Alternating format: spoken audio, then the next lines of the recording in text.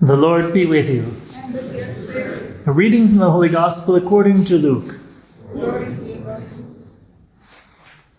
The crowds asked John the Baptist, "What should we do?"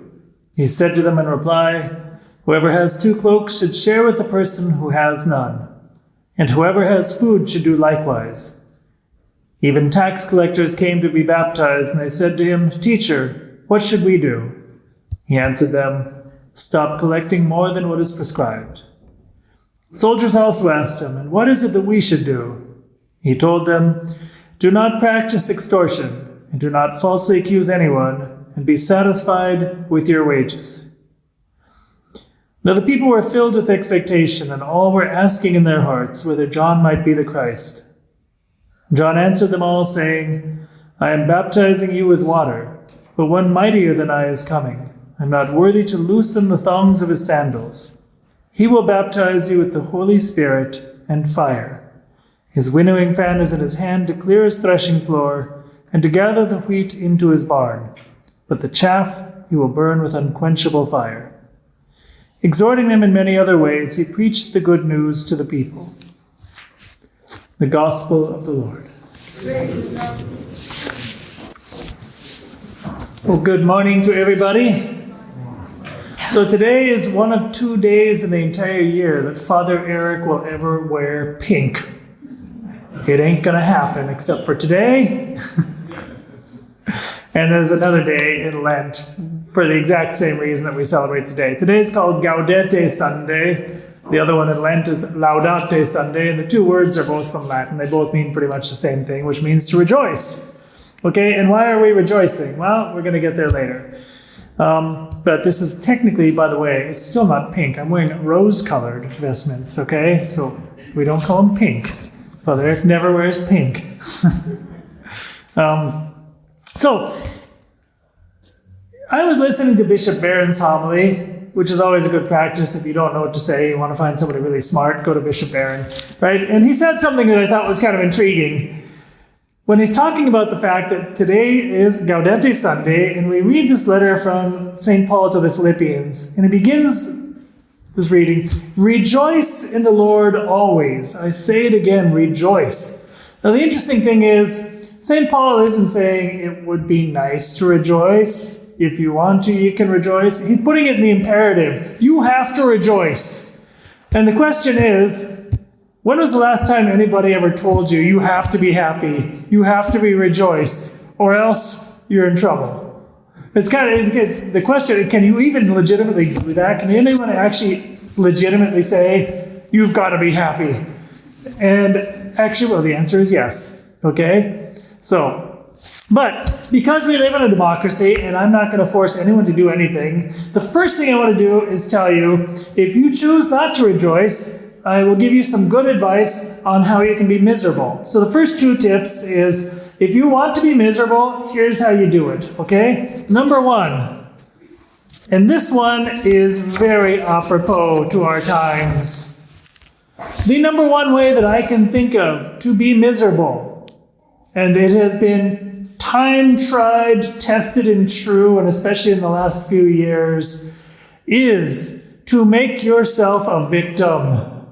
Go around comparing yourself with everything that everybody else has that you don't have, or everything that you think people have that you somehow mystically and magically deserve. Whether or not you put in the work, or whether or not you have the talent. For example, going to an Ivy League university, or getting a Wall Street job, or whatever the particular thing is, and say that these people are entitled and the entire system is against me, and make yourself a victim. I cannot think of a better way to produce human misery in yourself and in the people around you than to do that. Okay? And if you doubt me, all you have to do is open up the newspaper. It's all over the place.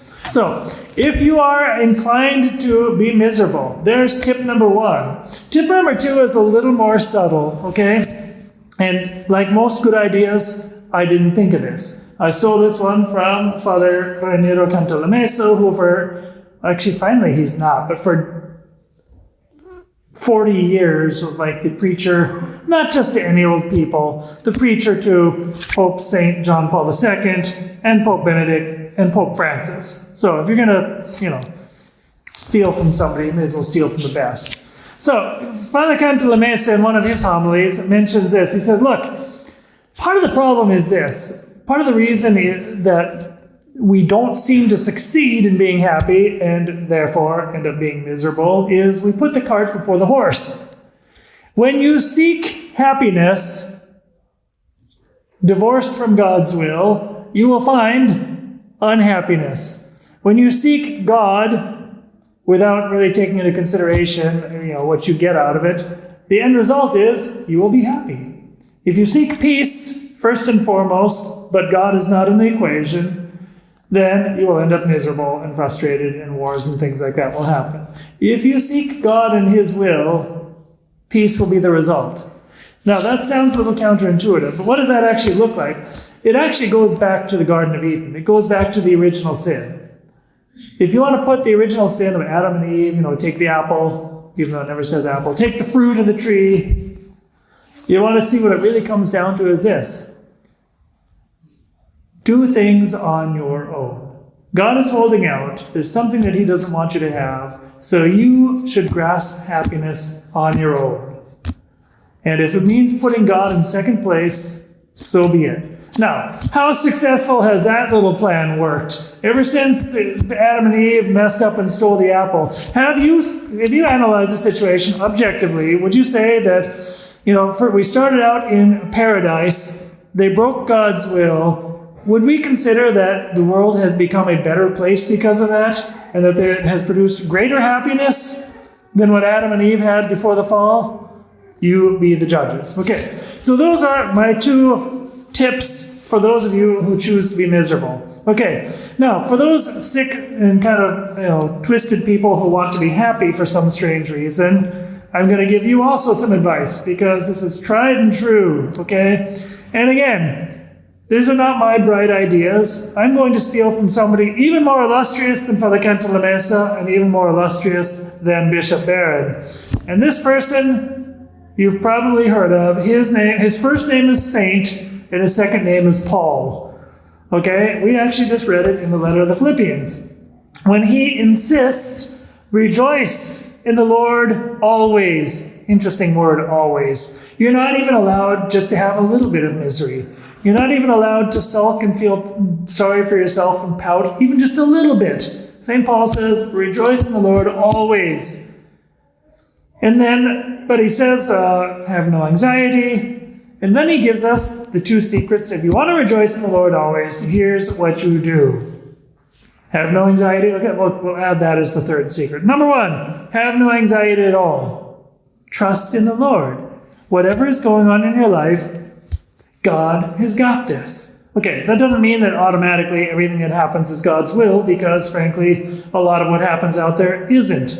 But when we take our situations, it could be health problems, financial problems, relationship problems, bad weather, floods, my preaching, whatever it is, if you don't like it and it's in your life, you have a choice. I can give this to God. I can offer it up, I can put it in His hands, and He can transform it. That's secret number 1. Secret number 2, and here's the drum roll, because frankly, being a Catholic, you already know what the answer is. Prayer. I'm not making it up. St. Paul says, have no anxiety at all by prayer and petition. So, it means if we are men and women who pray regularly and deeply, we will have interior peace. And if we don't, that means by not praying, we will be going it alone, and the consequences that we have all experienced many times in our lives will be what we get. We'll be anxious, we will be frustrated, we will be whatever, judgmental, critical, all those things that make us unhappy. And thirdly, and I would say this is almost the most important, this is the hardest probably. No anxiety by prayer and petition with thanksgiving. And this is what I would like to kind of wrap up the homily with. Okay, what is the difference between happy people and unhappy people? So often, it's going to come down to, as opposed to complaining about what we don't have and feeling envious and feeling like I'm a victim, what is the reverse of that? It pretty much comes down to being grateful, recognizing what are the things for which I should be grateful. We have so many things to be grateful for. First of all, you exist. All right? You might not exist. Some of you wish you wouldn't exist, but anyway, that's because, revert back to point number 1, you choose to be miserable. Okay? But there are crosses in our lives. But the reality is this: if you exist, it means you have the chance for a relationship with God, and it means you have the chance to go to heaven, and God is going to give you all the means that you need to do so. That's something we should be grateful for. You're baptized Catholics. You're here in this church. You're about to receive God Himself into your hearts. You have family members who love you. You have friends. You have relatively more or less good health, depending on who you are. There are so many things we can be grateful for. And if we focus on that, magically speaking, we will tend to be happier. I'm going to give you a little anecdote, and then before we wrap up. Some of you have heard this because I'm not very creative and I always preach about the same things, but so be it. So when I used to live in the Philippines, I would bring young adults out onto this tropical island, and we would do Holy Week missions. And that was a great moment for the missionaries to think about their gratitude, because I was dealing with kids it's a country with a big social divide. So I'm dealing primarily with kids that were spoiled rich kids that live in houses with a maid and a cook and a gardener and a driver and possibly a bodyguard. I'm not exaggerating, because it didn't pay very much to pay these, or cost very much to pay these people for those jobs, so why not? And they went to the nice schools. And then I would take them out during Holy Week to this island, which has no running water. The roads are all dirt. Very limited electricity. Sometimes you get it, sometimes you don't.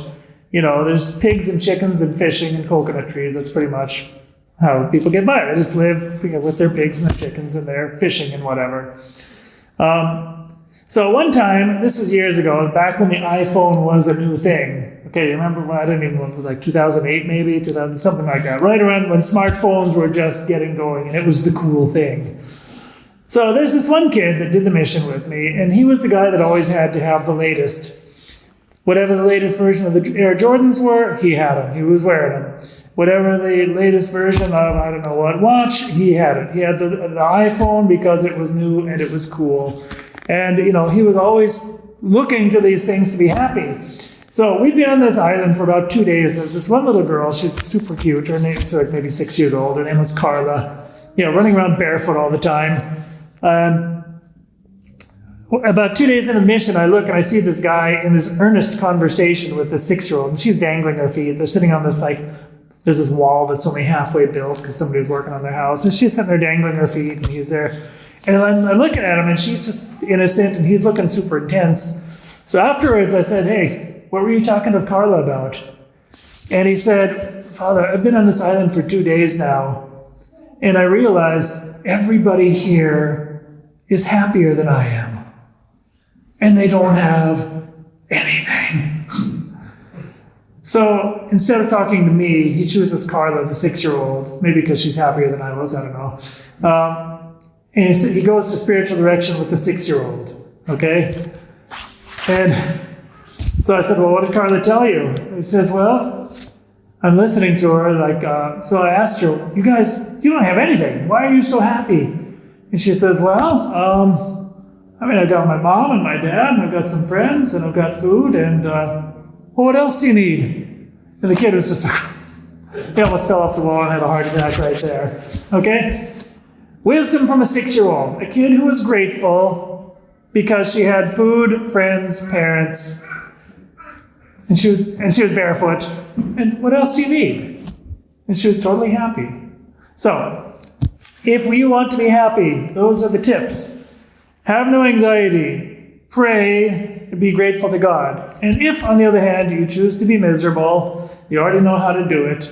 complain, make yourself a victim, and try to seek happiness on your own without adding God to the equation. Guaranteed solution. Guaranteed you will be unhappy.